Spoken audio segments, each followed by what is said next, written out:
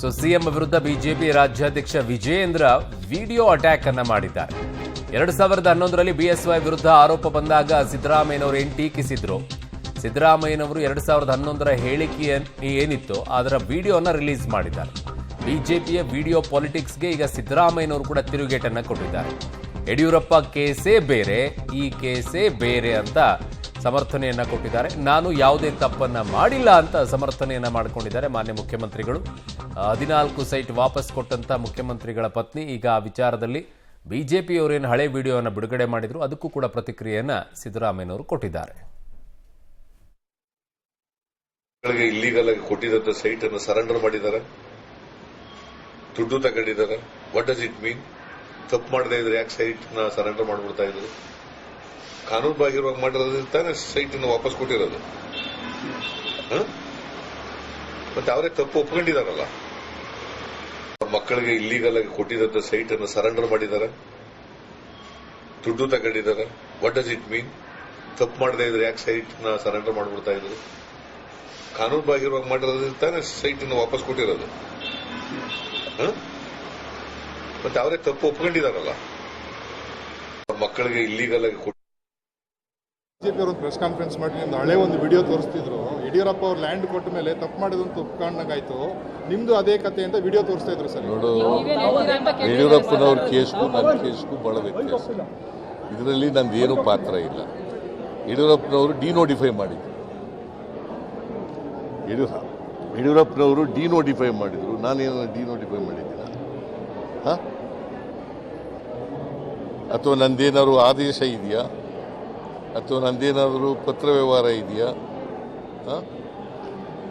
ಅಥವಾ ಮನಿ ಲ್ಯಾಂಡ್ರಿಂಗ್ ಇದೆಯಾ? ಏನೂ ಇಲ್ಲ. ಸೊ ಅದರಿಂದ ಆ ಕೇಸ್ಗೂ ಈ ಕೇಸ್ಗೂ ಬಹಳ. ನನ್ನ ಸಹೋದ್ಯೋಗಿ ಈಗ ಮಸೂದ್ ಪೊಲಿಟಿಕಲ್ ಬ್ಯೂರೋದಿಂದ ಸಂಪರ್ಕಕ್ಕೆ ಸಿಗ್ತಾ ಇದ್ದಾರೆ. ಮಸೂದ್, ಆ ಕೇಸಿಗೂ ಈ ಕೇಸಿಗೂ ಎಲ್ಲರೂ ಕೂಡ ಹೀಗೆ ಅದಕ್ಕೆ ವ್ಯತ್ಯಾಸಗಳನ್ನ ಹೇಳ್ತಾ ಹೋಗ್ತಾರೆ. ಅವ್ರದೇ ಕೇಸ್ ಬೇರೆ ರೀ, ನಂದೇ ಕೇಸ್ ಬೇರೆ ರೀ, ಅದಕ್ಕೂ ಇದಕ್ಕೂ ವ್ಯತ್ಯಾಸ ಇದ್ರಿ. ಆ ಸಂದರ್ಭಕ್ಕೆ ಅನುಗುಣವಾಗಿ ಅವರು ಹೇಳಿಕೆಗಳನ್ನ ಕೊಟ್ಕೊಂಡು ಅವರು ಆಡಳಿತದಲ್ಲಿದ್ದಾಗ ತಾವು ಮಾಡ್ತಾ ಇರೋದು ಸರಿ ಅಂತ ಹೇಳೋದು, ವಿರೋಧ ಪಕ್ಷದಲ್ಲಿದ್ದಾಗ ಎದುರುಗಡೆ ಇರುವಂತವ್ರು ತಪ್ಪು ಮಾಡ್ತಾ ಇದ್ದಾರೆ ಅಂತ ಹೇಳಿ ಇದೇ ಸಾಮಾನ್ಯವಾಗಿರೋದು. ಈಗ ಸಿದ್ದರಾಮಯ್ಯನವರ ವಿಚಾರದಲ್ಲೂ ಅದೇ ಆದಂಗೆ ಕಾಣಿಸ್ತಾ ಇದೆ. ಅರುಣ್, ಈಗ ಸಿದ್ದರಾಮಯ್ಯನವರ ವಿಡಿಯೋ ಏನು ರಿಲೀಸ್ ಮಾಡಿದ್ದಾರೆ ವಿಜೇಂದ್ರ ಅವರು, ಅದು 2011ರಲ್ಲಿ ಯಡಿಯೂರಪ್ಪನವರ ವಿರುದ್ಧ ರಾಚನಹಳ್ಳಿ ಡೀಡ್ ನೋಟಿಫಿಕೇಶನ್ ಪ್ರಕರಣ ಕೇಳಿ ಬಂದಿತ್ತು. ಆಗಿನ ರಾಜ್ಯಪಾಲರು ಹಂಸರಾಜ್ ಭಾರದ್ವಾಜ್ ಅವರು 5 ಪ್ರಕರಣಗಳಲ್ಲಿ ಏನು ಪ್ರಾಸಿಕ್ಯೂಷನ್ಗೆ ಅನುಮತಿ ಕೊಟ್ಟಿದ್ರು, ಅದರಲ್ಲಿ ರಾಚನಹಳ್ಳಿ ಡಿನೋಟಿಫಿಕೇಶನ್ ಪ್ರಕರಣ ಕೂಡ ಒಂದು. ಅದರಲ್ಲಿ ಸಿರಾಜಿನ್ ಬಾಷಾ ಒಂದು ಆರೋಪ ಮಾಡಿದ್ರು. ರಾಚನಹಳ್ಳಿಯಲ್ಲಿ ಸರ್ವೆ ನಂಬರ್ 55ರಲ್ಲಿ, ಅದು KR ಪುರಂ ಹತ್ರ ಇದೆ, 16 ಗುಂಟೆಯನ್ನು ಧವಳಗಿರಿ ಪ್ರಾಪರ್ಟೀಸ್ಗೆ ಡಿನೋಟಿಫಿಕೇಶನ್ ಮಾಡಿ ಮಾರಾಟ ಮಾಡಲಾಗಿತ್ತು, ಕೊಡಲಾಗಿತ್ತು ಅನ್ನುವಂಥ ಆರೋಪ. ಧವಳಗಿರಿ ಪ್ರಾಪರ್ಟೀಸು ಯಡಿಯೂರಪ್ಪ ಮತ್ತು ಅವರ ಮಕ್ಕಳ ಒಡೆತನದಲ್ಲಿದೆ. ಆ ಡಿನೋಟಿಫಿಕೇಶನ್ ಮಾಡಿನೇ ಅವ್ರಿಗೆ ಕೊಟ್ಟಿರುವಂಥದ್ದು. ಧವಳಗಿರಿ ಪ್ರಾಪರ್ಟೀಸ್ಗೆ ಕೊಡಬೇಕು ಅಂತಲೇ ಡಿನೋಟಿಫಿಕೇಶನ್ ಆಗಿದೆ ಅನ್ನುವಂತಹ ಆರೋಪ. ಈ ಮೂಲಕ ರಾಜ್ಯದ ಬೊಕ್ಕಸಕ್ಕೆ 8 ಕೋಟಿ ನಷ್ಟ ಆಗಿದೆ ಅನ್ನುವಂಥ ಆರೋಪ ಮಾಡಿದರು. ಆ ಸಂದರ್ಭದಲ್ಲಿ ಆ ಸೈಟನ್ನು ಅವ್ರ ಮಕ್ಕಳ ಹೆಸರಿಗೆ ಏನು ಯಡಿಯೂರಪ್ಪನವರು ಮಾಡಿಕೊಟ್ಟಿದ್ದಾರೆ ಅಂತ ಆರೋಪ ಇತ್ತು. ಆ 16 ಗುಂಟೆ ಅದನ್ನು ವಾಪಸ್ ಕೊಡಿ ಅನ್ನುವಂಥ ಆಗ್ರಹ ಕೇಳಿ ಬಂದಿತ್ತು. ವಾಪಸ್ಸೇನು ಮಾಡಿರಲಿಲ್ಲ. ಆ ಸಂದರ್ಭದಲ್ಲಿ ಸಿದ್ದರಾಮಯ್ಯನವರು ವಿಪಕ್ಷ ನಾಯಕರಾಗಿದ್ದಾಗ ಈ ಒಂದು ಹೇಳಿಕೆ ಕೊಟ್ಟಿದ್ರು.